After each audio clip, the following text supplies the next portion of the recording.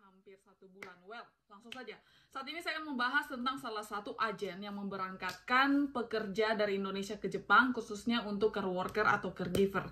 So, video ini berdasarkan permintaan dari salah satu subscriber yang ingin dijelasin atau bahas tentang salah satu agen swasta yang bisa memberangkatkan pekerja ke Jepang. Jadi, seperti video-video sebelumnya yang saya sudah bahas, kalau yang kebanyakan yang datang ke Jepang itu hanya untuk jurusan perawat, tetapi agen swasta ini bisa memberangkatkan teman-teman yang lulusan SMK ataupun dari kebidanan atau farmasi atau bidang kesehatan lain. Well, jadi sebenarnya saya sendiri tidak pernah langsung ke tempat ini, tetapi saya punya teman di sana. Teman saya itu salah satu roommate saya, tetapi dia berhenti tahun kemarin dan balik ke Indonesia dan bekerja di agen ini. Kemudian saya tahu tentang agen ini juga karena perusahaan saya sendiri sudah berhenti atau sudah stop mengambil teman-teman yang dari EPA atau mengambil atau merekrut peserta melalui program EPA, tetapi mereka sudah mulai mengambil sendiri melalui agen OSL Najaya ini. Jadi nama perusahaannya OSL Najaya ya.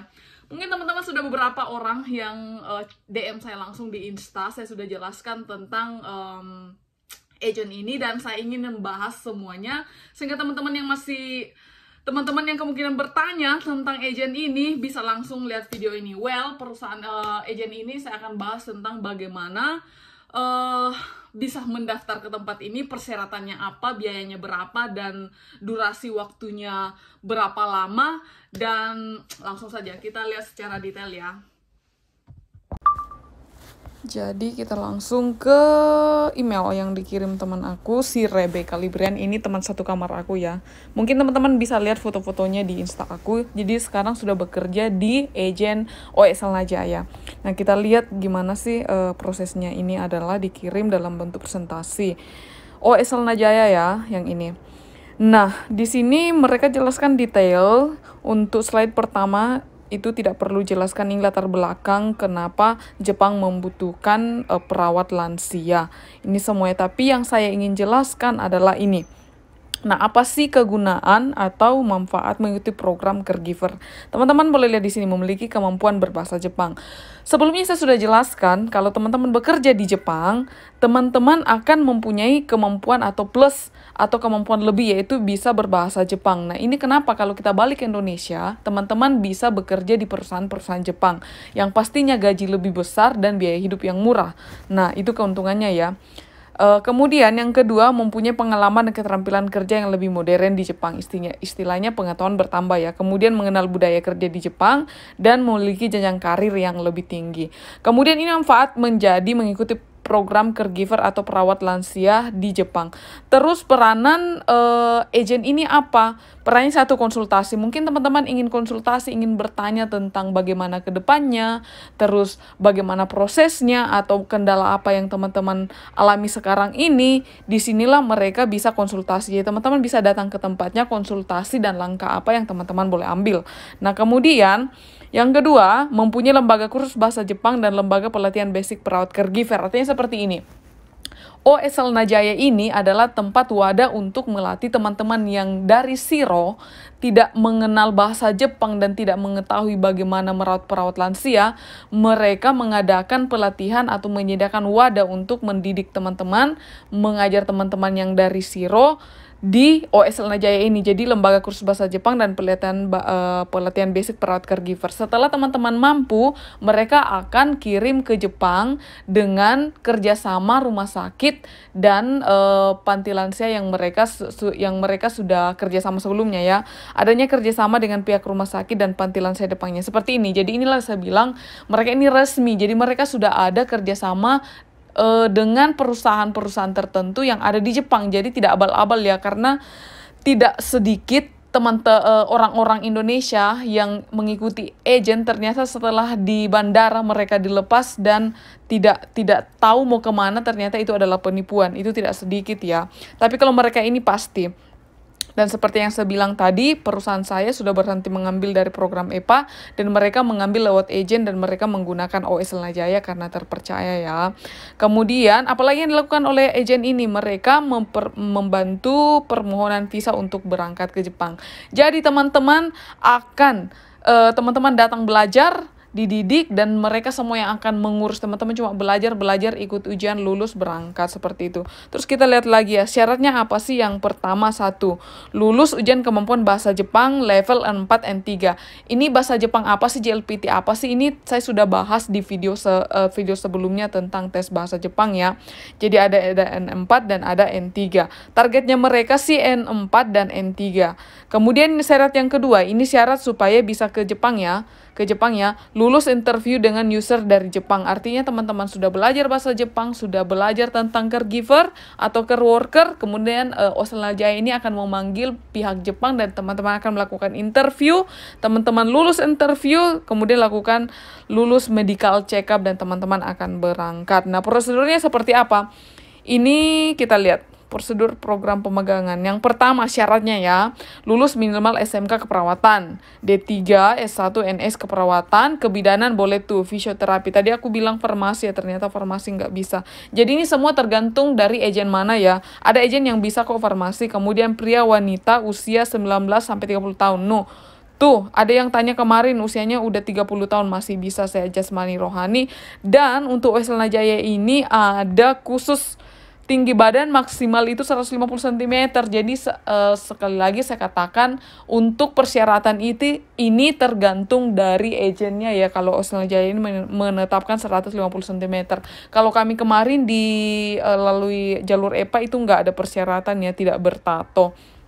Kemudian kita lihat ya, tes praseleksi. Ini artinya tes untuk masuk ke dalam pelatihan yang diadakan Australia Jaya ini. Ada wawancara, ada matematika, ada psikotes, ada medical check up. Teman-teman lulus, teman-teman bisa melakukan pelatihan. Kemudian mengikuti pelatihan belajar bahasa Jepang di Jakarta minimal 1 tahun. Kok lama banget? Tidak, ini tidak lama. Ini sudah wajar. Sewajarnya kita sudah bisa berbahasa dengan bisa mengetahui kinerja Jepang ini dengan waktu 1 tahun. Sama seperti kami dulu, kami belajar 6 bulan di Jakarta, kemudian berangkat ke Jepang. Sebelum dikirim ke tempat bekerja, kami belajar 6 bulan lagi di tempat pelatihan gitu. Kemudian poin yang ketiga, mengikuti tes kemampuan bahasa Jepang level N4, N3 sebagai syarat utama ke Jepang. Jadi teman-teman sudah belajar nih di Australia Jaya seperti dijelaskan. Kemudian setiap tahun itu diadakan tes-tes ini secara internasional ya. Jadi Jepang ini mengadakan tes kayak IELTS dengan TOEFL gitu. Jadi diadakan, kalau di Indonesia saya kurang tahu. Kalau di Jepang itu diadakan setiap bulan 7 dan bulan 12. Kalau di Indonesia kayaknya cuma sekali. Nah, kesempatan itu teman-teman ikut. Teman-teman bisa harus lulus N4 atau N3. Setelah teman-teman sudah belajar, sudah lulus, kemudian diadakan interview atau user dari interview dengan pihak Jepang, maksudnya yang poin keempat. Kemudian setelah lulus interview, teman-teman akan melakukan pembayaran, yaitu administrasi, medical check up, dan proses visa, kemudian keberangkatan pesawatnya, semua itu akan diurus dengan pembayarannya. Kemudian teman-teman berangkat ke Jepang dengan 3-5. Jadi ini membahas tentang jalur umumnya, bagaimana Australia Jaya punya cara memberangkatkan teman-teman dari Indonesia ke Jepang. Kemudian sistem pembayaran, kita lihat ini yang terpenting, 35 juta pret. Ini dapat uang dari mana? Tapi tunggu dulu. Kita lihat ya. 35 juta plus 1 juta biaya ujian bahasa Jepang. Jadi ujian bahasa Jepang ini tidak diadakan oleh Australia Jaya ya, yang seperti saya jelaskan tadi, ini diadakan oleh pihak Jepang. Jadi Australia Jaya hanya membimbing teman-teman belajar dan mengikuti tesnya, seperti itu ya. Kemudian kita lihat dari 35 juta ini apa-apa aja sih. Yang pertama 2.500.000 untuk biaya pelatihan. 1 jutanya itu untuk kemampuan bahasa Jepang yang tadi yang di atas ya. Jadi total 3.500.000 dibayarkan pada saat tiba di Jakarta. Jadi teman-teman saat tiba di Jakarta nanti, setelah lulus masuk pelatihan Australia Jaya, teman-teman akan bayar sebesar 3.500.000. Nah, kita lihat biaya pendidikan bahasa Jepang gratis sampai dengan maksimal 12 bulan. Nah, kalau kita datang ke Australia Jaya ini, kita apa-apa sih yang sudah ditanggung? 1, asrama fasilitasnya ya, kamarnya, tempat tidurnya, kamar mandinya, seperti itu ya, lampu, listrik dan lain-lain. Program pelatihan artinya kelas, senseinya atau dosennya, buku bahasa Jepang, dan trainer guru bahasa Jepang. Nah, itu semua ya. Tapi ingat ini, ingat selama pelatihan biaya makan menjadi tanggungan peserta. Jadi kayak gini ya, kita disediakan asrama, tetapi teman-teman menyediakan teman punya makanan sendiri.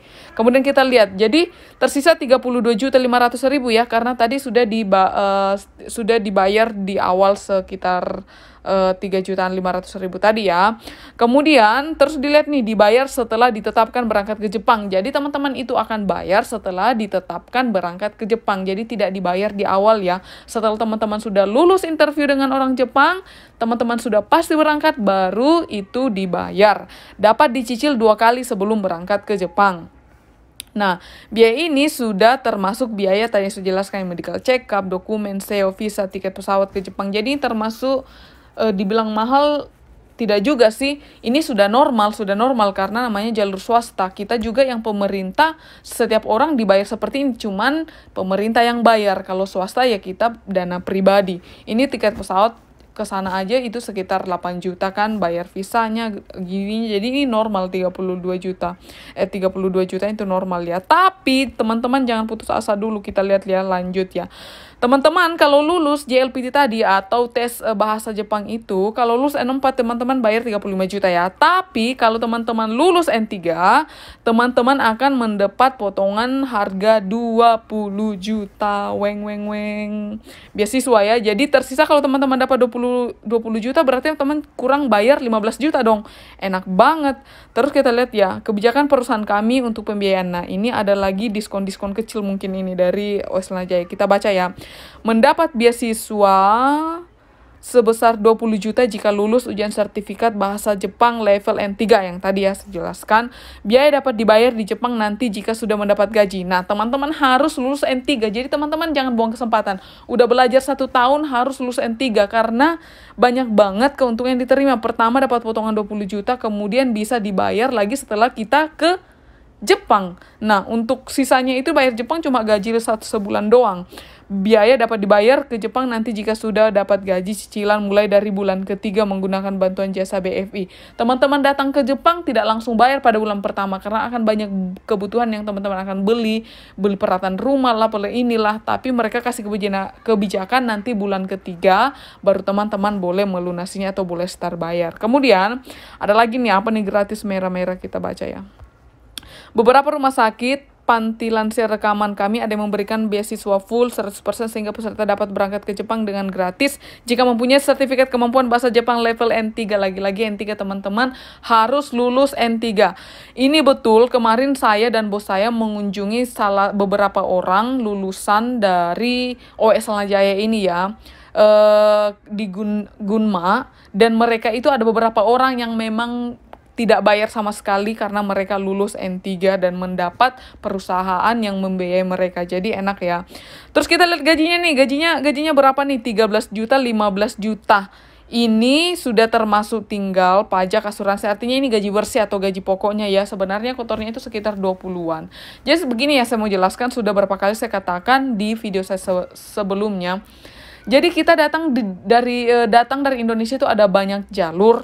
Ada jalur EPA, ada jalur agent, ada jalur semi pemerintah, ada jalur semi pemerintah dan semi swasta.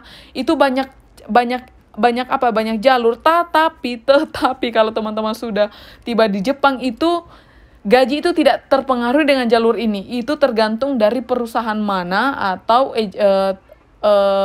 tergantung tempat kerja teman-teman bekerja, bagaimana sistem pembayarannya. Jadi tidak tergantung jalur mana teman-teman datang. Karena ada yang tanya nih, aduh kalau jalur visa ini gajinya dikit ya. Enggak, itu tergantung dari tempat kerja teman-teman. Well, gaji bersih ya, cara perhitungannya mungkin ini nggak perlu dibahas ini ya.